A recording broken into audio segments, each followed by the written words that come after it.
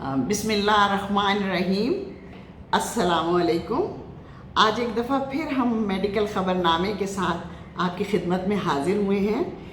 As usual professor Liaqat Ali हमारे साथ मौजूद हैं कुछ अपडेट्स के साथ। क्या कोरोना वायरस पेंडेमिक एक डरावना ख्वाब है? ये हम इन्हीं की ज़ुबानी सुनेंगे, लेकिन इससे पहले मैं आपसे रिक्वेस्ट करूँगी कि आप इस चैनल को सब्सक्राइब भी करें और बेल आइकॉन को ज़रूर प्रेस करें ताकि ये वीडियो आप तक बर वक्त पहुँचती रहे। तो ये डॉक्टर साहब आप हमें कुछ बताएंगे अपडेट्स? जी, बिस्मिल्लाहिर्रहमानिर्रहीम, अस्सलामुअलैकुम। आज का जो टॉपिक है, जैसा कि फरमाया अभी कि क्या कोरोना वायरस वबा जो थी यानी कोविड-19 पेंडेमिक एक डरावना ख्वाब है? जी हाँ, ये डरावना ख्वाब ही है। देखिए, जैसे डरावना ख्वाब होता, अचानक कोई चीज़ शुरू हो जाती है। ये अचानक ही शुरू हुई थी इस साल के शुरू में, और उसके बाद ये पूरी दुनिया में फैल गई और इसने पूरी दुनिया को मुतासिर किया। किस तरह मुतासिर किया?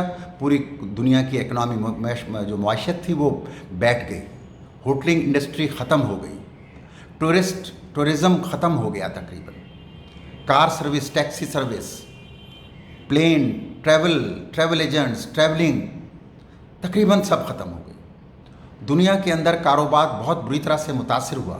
लोग लाखों नहीं बल्कि करोड़ों की तादाद में जॉबलेस हो गए। तो ये इतने बड़े पैमाने पर जो दुनिया में एक बहुत बड़ा नुकसान, तबाही, बर्बादी हुई है, तो ये कोई डरावना ख्वाब से कम तो नहीं है, ये एक डरावना ख्वाब ही है।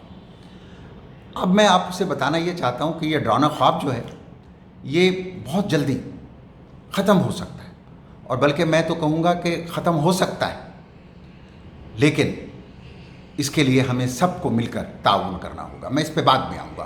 पहले मैं ये बताना चाहता हूँ क्या बातें हुई हैं जिनकी बेस पे मैं आपसे ये कह रहा हूँ कि ये डरावना ख्वाब ख़त्म हो सकता है। आज नहीं, कल नहीं, by the end of this year तक शायद ये ख़त्म हो जाए।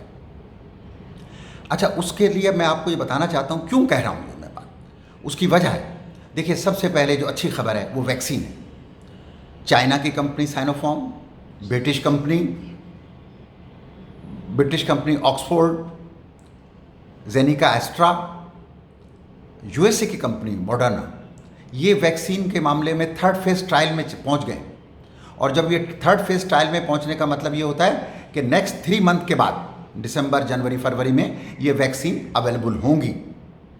और जब ये वैक्सीन आ जाएंगी तो that will be a very big change. एक तो ये वैक्सीन की खुशखबरी मैं आपको देना चाह रहा था, क्योंकि आज यूएसए से भी खबर है, क्योंकि मैंने आपको पिछली वीडियो के अंदर चाइना की कंपनी साइनोफार्म और जो यूके की कंपनी है ऑक्सफोर्ड जेनिका एस्ट्रा, ये तो थर्ड फेज में जा ही रहे थे। आज मॉडर्ना वालों ने भी अनाउंसमेंट किया है, आज ही CNN पे आया है। आज जब मैं आपसे बात कर रहा हूँ तो ये 28 तारीख है, 28 जुलाई। तो मैं आपको बताना ये चाह रहा हूँ कि एक तो थी वैक्सीन की अवेलेबिलिटी, नंबर 2 हर्ड इम्यूनिटी। देखिए, हर्ड इम्यूनिटी के बारे में बड़ी कंट्रोवर्सी है, लेकिन मैं एक बात कहूँगा कि इस वक्त दुनिया की जो पॉपुलेशन है तकरीबन 20% के करीब, 20-25% के करीब इस वायरस से मुतासिर हो चुकी है और उनके अंदर एंटीबॉडी डेवलप हो गई है। कहीं कुछ कम है, कहीं कुछ ज़्यादा है। अच्छा, अब अगर आप देखिए कि 25 और अब ये चल रहा है, अगले 6 महीने में हो सकता है कि ये 50-60% तक पहुंच जाए। तो अगर नहीं भी पहुंचेगी तो कोई बात नहीं, काफ़ी ज़्यादा तादाद में लोग इससे इम्यूनिटी डेवलप कर लेंगे। तो ये एक सेफ्टी मार्जिन होगा हमारे पास थ्रू इन्फेक्शन। तो हार्ड इम्यूनिटी की डेफिनेशन ये होती है मोर देन 60-70% लोग या तो इन्फेक्शन की वजह से या फिर वैक्सीन से इम्यून हो जाएं। तो अभी वैक्सीन तो नहीं आई, तो इन्फेक्शन की वजह से लोग इम्यून हो रहे हैं। अच्छा जरा, तो ये भी एक फ़ायदे की बात है। अच्छा, इसके बारे में कुछ कंट्रोवर्सी ये है कि कुछ लोग ये कह रहे हैं कि ये इम्यूनिटी तो कुछ हफ्तों के बाद जब दोबारा टेस्ट की गई, क्योंकि 3rd वीक में इसका पीक होता है, और जो ट्रायल हुए हैं, जो रिसर्च हुई है, जो भी इस वक्त तहकीकात हो रही है, उसमें आया कि इम्यूनिटी का लेवल जो है, एंटीबॉडी लेवल गिर रहा है, यानी बोथ सेलुलर और एंटीबॉडी। लेकिन इसमें एक अच्छी बात है, एक और स्टडी हुई है, उसने कहा कि total amount of antibody is not important is the neutralising antibody. वो कहते हैं कि इसके अंदर मौजूद रहती है और एक और बात जो अच्छी होती है वो ये होता है कि body is prime, body is ready to fight with the virus if with, अगर दोबारा वायरस हमला करता है तो इसका ये भी फ़ायदा होता है। अगर इम्यूनिटी कम भी है तो लेकिन बॉडी के जो सेल्स हैं body they are prime, they are ready to fight with the infection if it occurs again. तो ये तो थी दूसरी बात। अब मैं तीसरी बात की तरफ आता हूँ, डॉक्टर्स को। डॉक्टर्स, स्टाफ्स, हमारे फ्रंट लाइन वर्कर्स, सोल्जर्स, ये सब इससे फाइट कर रहे हैं। देखिए जब ये शुरू हुआ था तो किसी को अंदाज़ा नहीं था तो क्या होगा। हमारे पास हेल्थ जो जिन्हें हम प्रोटेक्टिव इक्विपमेंट्स कहते हैं वो भी पूरी तरह अवेलेबल नहीं थे। तो doctors, paramedics, front line workers, ये सब इससे मुतासिर हो रहे थे। और सिर्फ मुतासिर नहीं हो रहे थे, वो शायद ट्रांसमिशन का बाइस भी बन रहे थे, क्योंकि किसी को कोई अंदाज़ा नहीं था। ये बड़ी अहम बात है। तो अब वो they are properly equipped, they are properly protected, तो उससे ये ट्रांसमिशन पर कंट्रोल हो रहा है। अच्छा, फिर देखिए ये बात सिर्फ अहम नहीं है, डॉक्टर्स को इसकी सिम्टोमेटोलॉजी, इसकी ट्रीटमेंट के बारे में बहुत बेहतर आइडिया हो गया है। क्योंकि जब ये वबा शुरू हुई थी, ये पेंडेमिक शुरू हुई थी, तो हमें इसके ट्रीटमेंट के बारे में, इसकी सिम्टम के बारे में, इसके लेबॉर्ट्री टेस्ट कि कौन सा लेबॉर्ट्री टेस्ट इंडिकेट करेगा कि सीवियरिटी ऑफ द इन्फेक्शन है। सिम्टम्स के ज़रिए हमें पता लग गया है कि 4-5 सिम्टम अगर पेशेंट को होंगी, शॉर्टनेस ऑफ ब्रेथ है, सीवियर फटीग लथार्जी है, उसको कन्फ्यूजनल स्टेट में है, वेरी हाई ग्रेड फीवर है, तो हम उसके लिए बहुत तेज़ी से उसके ऊपर एक्शन लेंगे। नंबर 2, अगर पेशेंट को लेबॉर्ट्री टेस्ट में, जो मैं पहले भी बता चुका हूँ, D dimer, LDH high, C reactive proteins और ये जो चीज़ें हैं, कार्डियक एंजाइम्स, अगर ये हाई आ रहे हैं तो वी आर वेरी रेडी, और मरीज़ को भी मालूम है तो तेज़ी से उसको हॉस्पिटलाइज कर दिया जाता है। और मरीज़ का जो सिम्टम्स हैं, जो बीमारी, इसकी वजह से मोर्टेलिटी बहुत कम हो गई। आप देख रहे होंगे कि नंबर ऑफ़ केसेस तो बहुत हैं, लेकिन मरने वालों की तादाद में बहुत तेज़ी से कमी हो रही है। फिर आता हूँ मैं एसिम्टोमेटिक की तरफ। देखिए एसिम्टोमेटिक भी बहुत बड़ा ट्रांसमिशन का बाइस थे और हैं, लेकिन ये टेस्टिंग जो दुनिया में हो रही है, देखिए 3 मुल्कों में इस वक्त भी बहुत ज़्यादा ये पैंडेमिक फैला हुआ है। एक तो इंडिया है, दूसरा ब्राज़ील है, तीसरा अमेरिका है। वहाँ लेकिन टेस्टिंग बहुत हो रही है, टेस्टिंग, ट्रेसिंग, आइसोलेशन। तो उससे क्या हो रहा है कि मोर्टेलिटी ज़्यादा नहीं है। देखिए अमेरिका में इस वक्त 60-70 हज़ार लोगों के रोज़ाना पॉजिटिव आ रहे हैं, लेकिन मोर्टेलिटी 1000 है। पहले 20,000 लोग पॉजिटिव आते थे और मोर्टेलिटी 2000 हो जाती थी। तो everybody is well equipped, they know when to treat and how to treat. हाँ डॉक्टर साहब, अवेयरनेस असल में काफ़ी बढ़ गई है, बहुत ज़्यादा अवेयरनेस बढ़ी है और इसका बहुत बड़ा फ़ायदा हुआ है। अब मैं आता हूँ आखिरी बात की तरफ, जो है कि इसके ट्रीटमेंट। अब पहले हमारे पास कोई ट्रीटमेंट, हम कहते हैं अभी ट्रीटमेंट स्पेसिफिक तो नहीं है, लेकिन कोई सपोर्टिव ट्रीटमेंट आ गई है, जैसे कि डेक्सामेथासोन का यूज़ है।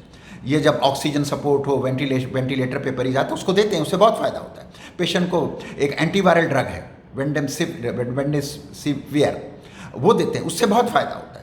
और बहुत सारी ICU ड्रग्स हैं जो दी जाती हैं, तो उनसे बहुत फ़ायदा हुआ है। तो क्या हुआ है कि हमारे पास ट्रीटमेंट के ऑप्शन बेहतर हैं, हमें सिम्टम्स का पहले से पता है, हमें लेबॉर्ट्री टेस्ट हैं, हम टेस्टिंग ट्रेसिंग कर रहे हैं, तो उसकी वजह से हम इस पर, इसीलिए मैं कहता हूँ कि ये डरावना ख्वाब ख़त्म होने करीब है। लेकिन मैं आखिरी बात ख़त्म करने से पहले एक बड़ी अहम बात आपसे करना चाहता हूँ। हमें प्रिकॉशंस, SOPs पर बड़ी सख्ती से अमल करना होगा। वो क्या है SOPs, मैं थोड़ी फिर रिपीट कर देता हूँ। मास्क का लगाना, हाथों को बार बार 20 सेकंड तक साबुन से धोना, और 3C जो WHO ने रिकमेंड की है। क्या है उसमें? क्राउड प्लेस पे नहीं जाना, क्राउडेड प्लेसेस पे नहीं जाना, बड़े बड़े मजमों में नहीं जाना, स्पोर्ट्स स्टेडियम में नहीं जाना, किसी भी किस्म का बड़ा इज्तिमा हो। क्लोज्ड स्पेसेस जैसे कि एयरपोर्ट हो गया, एरोप्लेन हो गया, एयर कंडीशन बसेस हो गई, बड़े बड़े एयर कंडीशन मॉल हो गए, इनमें नहीं जाना। और इम्पॉर्टेंट सोशल डिस्टेंसिंग, सेटिंग जो आपकी हो किसी से मीटिंग की 6 फीट अपार्ट, और मीटिंग का टाइम लिमिटेड। तो सोशल डिस्टेंसिंग पर अमल करना है, क्लोज स्पेसेस में नहीं जाना है, और आखिरी बात क्राउडेड प्लेसेस में। अगर हमने इन पर अमल किया तो इंशाल्लाह आप देखेंगे ये जो डरावना ख्वाब है, मैं जो कह रहा था, it is near to be over. अभी लगेगा टाइम। मैं आपको एक और अच्छी खबर है इसके जाते जाते सुनाना चाहता हूँ। इसका क्या फ़ायदा हुआ है? ये जो सब कुछ हम कर रहे हैं, सोशल डिस्टेंसिंग, हाथों को बार बार धोना, मास्क पहनना, ये जो दूसरे रेस्पिरेटरी वायरस थे जैसे फ्लू, वो बहुत बड़ी तादाद में उनमें कमी आ गई है। मैं आपको मिसाल दूँ ऑस्ट्रेलिया की। ऑस्ट्रेलिया में लास्ट ईयर जो सीज़न था, उसके अंदर कोई लाखों की तादाद में लोग मुतासर हुए थे फ्लू, और इस दफ़ा हज़ारों की तादाद में। तो फ्लू वायरस भी कंट्रोल हुआ और रेस्पिरेटरी वायरस भी कंट्रोल हुए। तो ये जो कुछ हम प्रिकॉशन ये सिर्फ कोरोना पे कंट्रोल नहीं होगा, और बहुत सारी जो रेस्पिरेटरी डिजीज़ की बीमारियां हैं हम इन पे भी काबू पा लेंगे। तो ये बहुत अच्छी खबर है, मैं आपको बता रहा हूँ। लेकिन हमने प्रिकॉशन और SOPs को नहीं छोड़ना।